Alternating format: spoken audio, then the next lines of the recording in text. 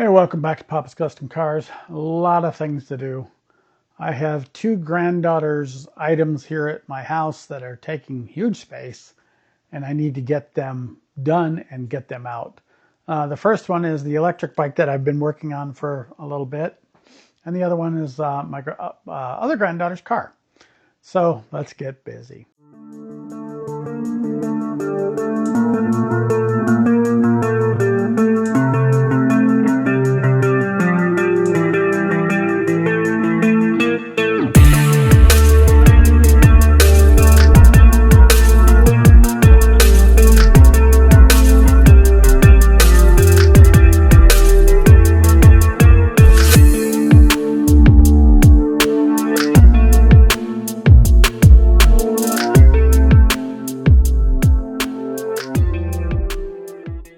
So as I was saying, I've got multiple projects laying around along with needing to paint the firewall of the car, so I got to get to it.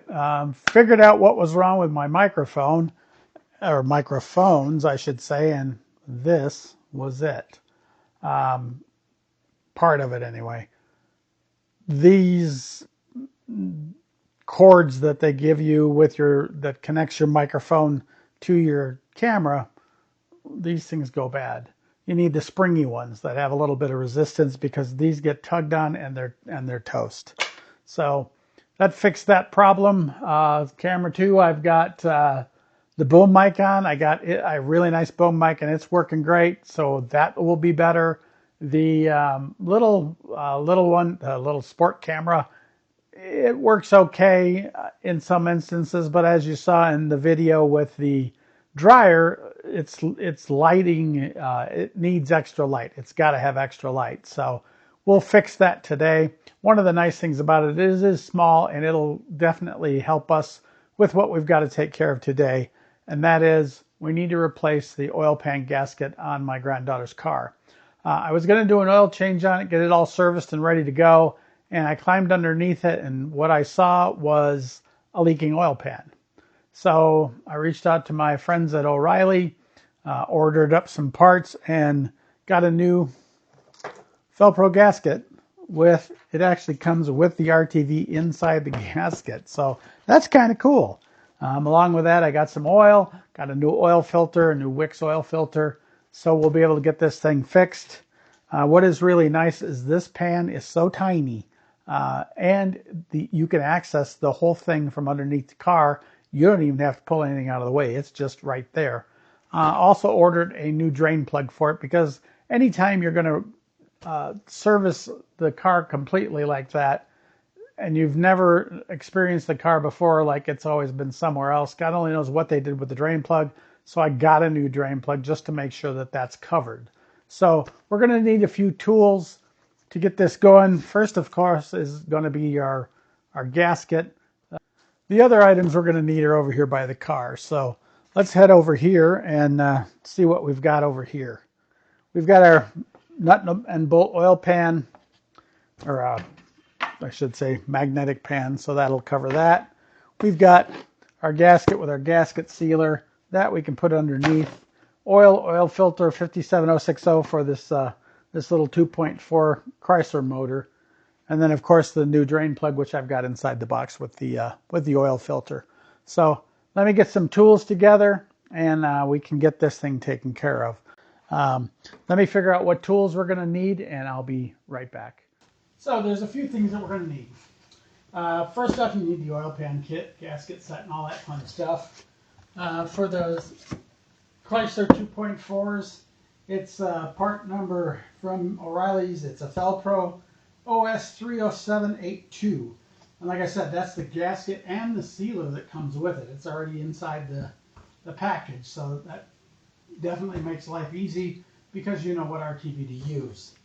The other items that you're going to need, of course, is going to be, I've got my little impact down there, not the killer one, but just the one that'll stop it at a decent level. I've got an extension with a 10 millimeter, and then for the drain plug, I've got a 13 millimeter socket. I've got my drain pan. Of course, you got to have your drain pan. I've got oil filter 57060. That's a Wix number, also from O'Reilly's. And Of course, 5W20 oil. Got to have that too. So definitely all the things we're going to need. I do have an 11 and a 12 spare sitting over here on the side, just in case I need them for something. I don't see any foreseen reason for it, but we'll get this all underneath the car.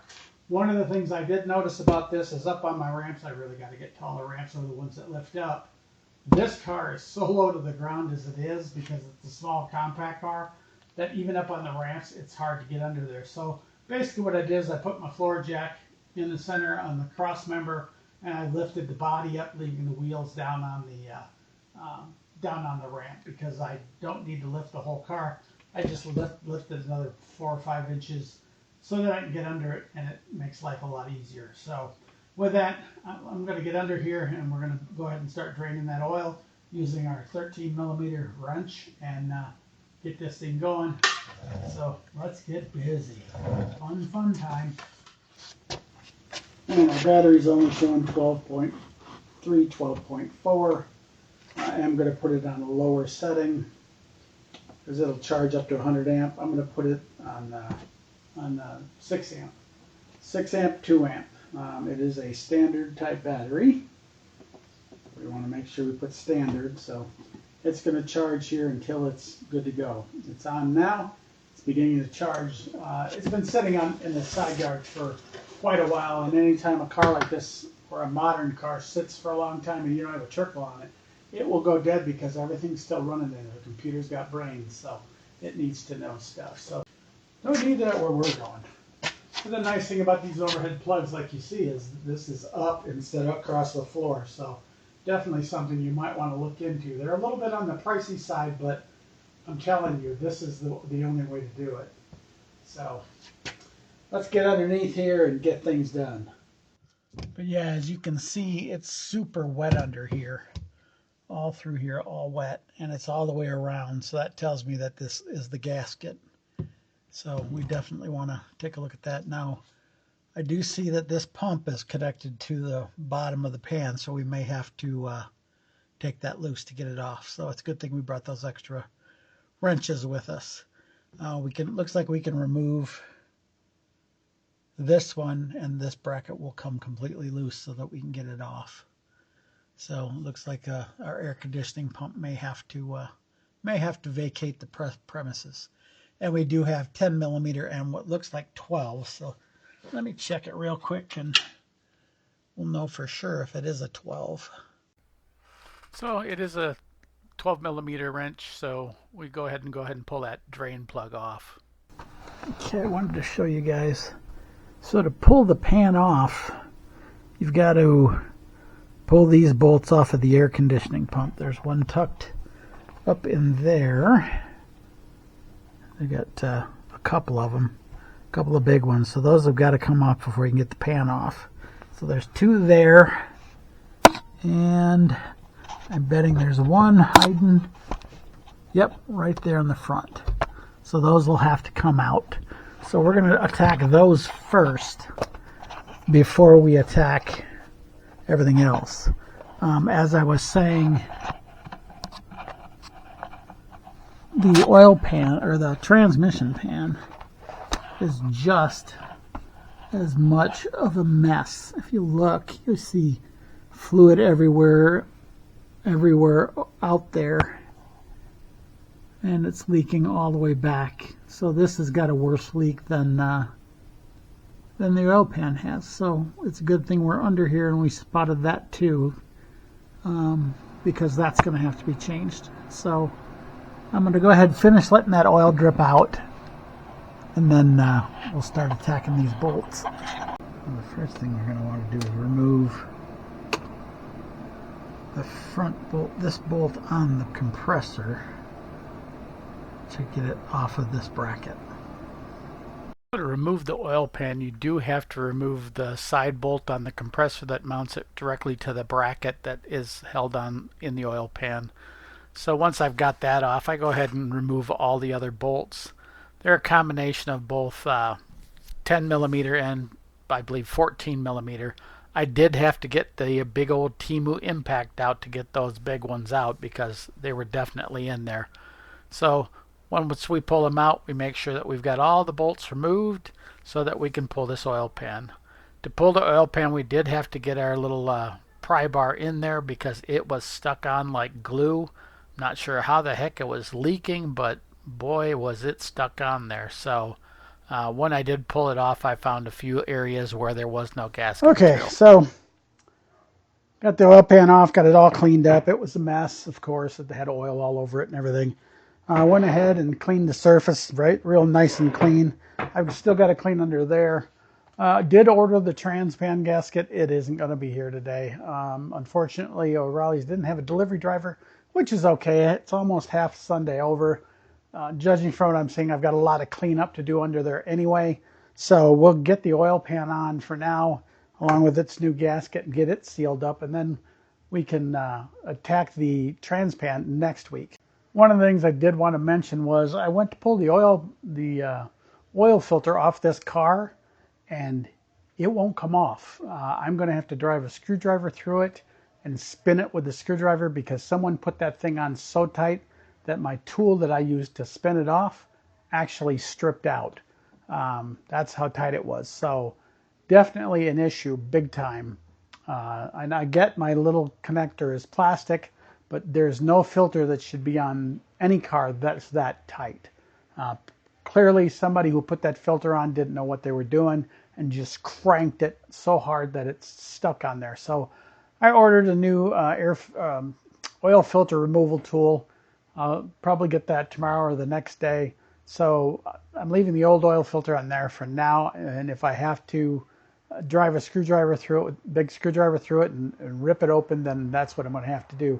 Don't want to have to do that because everybody knows that's ever dealt with one of these things that it is a pain when you do that. So for now, we're going to get this done and back on the car. That way, at least if we have to move it, we can. Battery's already charged up and ready to go. I am going to go ahead and put the oil in it. I'm not going to start the car, but I am going to put the oil in it because I don't want this thing sitting with no oil in it, and then maybe somebody comes along because I'm out of town next weekend, starts it up and blows the motor. So that I don't want. So let me get this gasket put on. So I've already got it cleaned. I use a gasket cleaning tool. I do like to put about a 1/16 of an inch. That's kind of what it calls for. I'm cleaning the bolts because what I'm going to do is once I've got the gasket sealer on there, I'm going to put the bolts in. That way I know my holes are all lined up and ready to go. Again, put about a 1/16 of an inch of the gasket sealer on there. It might be a little bit more than you need, but with this process I know that I've got enough on there. And then I just basically put the bolts through, and then I set some weights on top of the bolts to make sure that everything's settled down onto that pan. There we go. So I'll be back in just a little bit. I got to crawl under that car and clean up the other end of it. It's pretty dirty. This side was really bad too. I've got my my grinder, not my grinder, but my grinding wheel, I guess you'd call it, with my soft pad for removing gasket. If you don't use one, I suggest go buy one. They are the coolest thing for cleaning up and making things ready to go. Okay, so we're trying something different. I've got some video glasses I was recommended to try, so we're going to give that a shot. This is so tight that it broke my filter tool. So I had to go buy a pair of pliers, the filter pliers. So let's try it with this. Wow. Whoever put this on was a freaking idiot. Never seen one this tight in my life. I mean, usually you can grab it and get it off, but this thing does not want to go. And you would think, oh, am I turning it the wrong way? But no, I'm turning it the right way. See how it's twisting the whole thing? We're finally getting it. Jeez. Oh my cow. Did they not oil this thing or what? Make sure that. Wow, and it's still tight. There she goes.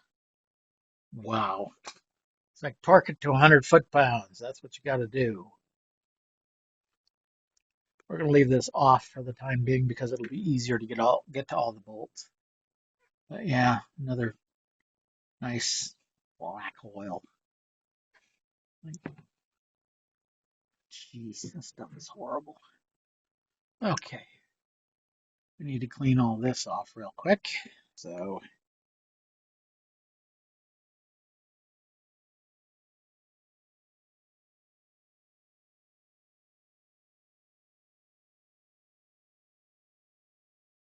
okay, let me go get my scraper, take a break for a little bit, get this all cleaned up, and we'll come back to this. Alrighty, it's time to put this pan on and get this thing finished up for this weekend so we can get this video out to you guys. All right, so we got our new drain plug in down here, and we have our gasket cemented onto the pan itself, nice and tight. We don't have any gaps at all. Easy way to check that is you take a light and stick it underneath here and see if you can see light through any of this, and you can't. Now this side, we want to put about a 1/16 of an inch layer of gasket stuff on here. It comes with it, so that's how you know it. Gotta give Riley's a big thumbs up. Because when it comes with it, it makes life so much easier. So 1/16 of an inch crossed all the way through here. So about halfway through, the gasket stuff ran out, so I had to go over and get my right stuff, put on a nice thick coat of it to try to get it all ready for putting up into the place. So I want to just stick her straight on up there because this stuff is sticky. So once I've got it up, I put all the bolts in. I start with the four corners, that way I've got everything lined up, and then just start snugging the pan, adding bolts as I go through. Don't want to go crazy with it. You just want to get them all snugged in place and then come back later on with a torque wrench to make sure everything's right. With this, the one thing that is different is that bracket for the air conditioning. That does have to go on last, mainly because you just want to get everything snugged in place. So going through to make sure all those bolts are in was the main priority, and you want to kind of put them in even. The first thing I did before I put the air conditioning bracket up was I actually mounted the air conditioner back to that bracket first, and that way I knew that was all tight and it was lined up and ready to go, and when I put it all in place I wouldn't have to worry about it. Okay, that is all my bolts. I know one of them didn't have a bolt in it at all. So as you saw, we ran into a few snags. Whoever put the last oil filter on did not oil the gasket. There were remains of that gasket still on there after I got it off there. I've had an oil filter wrench, one of the adjustable ones that fits right onto the end of it. I've had it for years. I've got at least 20, maybe 25 years, and it broke. It's actually stripped it out. That's how tight it was. That's why it's really important for you guys to put oil on that little gasket. The other thing I got to do when I get back down there is I got to write the date on the oil filter so we know what the date is that we replaced it. Just in case down the road this car goes to another owner, they know, at least if it's within the next 5,000 miles, that it was changed. We also learned when we were under there that the transmission is leaking worse than the oil pan was, so we do have to address that. Hard part with these trans pans is there's no drain plug, so you get to make the giant mess when you're doing it. Because we've been running this for a couple of weeks now, we didn't get a video out because we've been working on this thing for a couple of weeks trying to get parts together, running into snags, but we've got a ton of video that we've got to edit for it, so hopefully we've got something out next week, at least a short of dropping the pan, and then maybe we'll break it into two parts. You guys can see the struggles. It is a really easy pan to change the gasket on. It's nothing but bolts. There's nothing underneath it, so you definitely have clearance to get it right out of there. Same with the transmission pan, easy clearance to get it in and out. I was going to change the trans pan too, but I don't want to mix oil and transmission fluid. I want to keep them separate. So once my gasket dries, I like to let my gasket sit for 24 hours before I start subjecting them to oil and everything else. So We're not going to put in the oil until tomorrow. That's to allow the gasket plenty of time to seal up. Everything's good. We ended up using some right stuff. As you saw, we ran into some snags with that where it was so goopy and had been sitting for so long that it turned to goop halfway down the tube. So I had to crack open the tube and squeeze it out from there. Mainly because when you use this type of gasket material, you got about 15 minutes to get that stuff on there because it turns to glue quick. Um, Other than that, that should secure that oil pan, make that leak stop. So that'll be one thing that this vehicle's taken care of. You know, another thing I don't have to worry about with my granddaughter. I have tried attacking these lights. I'm going to try again with a different method. These, I was going to just replace them. These things are expensive. Imagine I could go to the junkyard, but if I'm going to go to the junkyard, I might as well get these clean. So that's got to be done. We've got to get her full of washer fluid, check all of our fluids in the engine.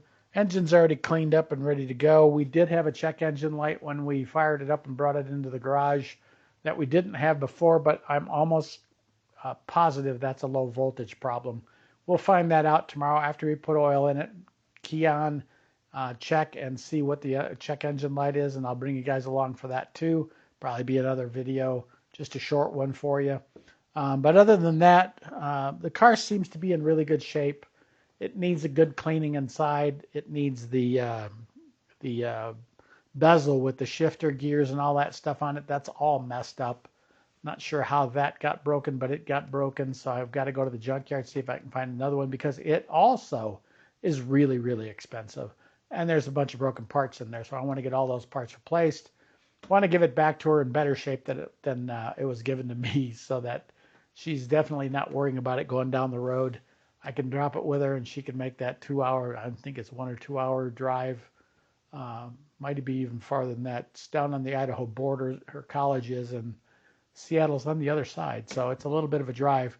From me to her, it's 15 hours. So we've still got to figure out how to get this to her, along with the bike to my other granddaughter that we're going to ship, along with the parts in another box. But that's for a whole nother video. But with that, I'm going to go ahead and wrap it up. That way I can get this video out next week. And there's that giant fly. It's been bugging me all the time he's been here. Anyway, make sure you like, share, subscribe.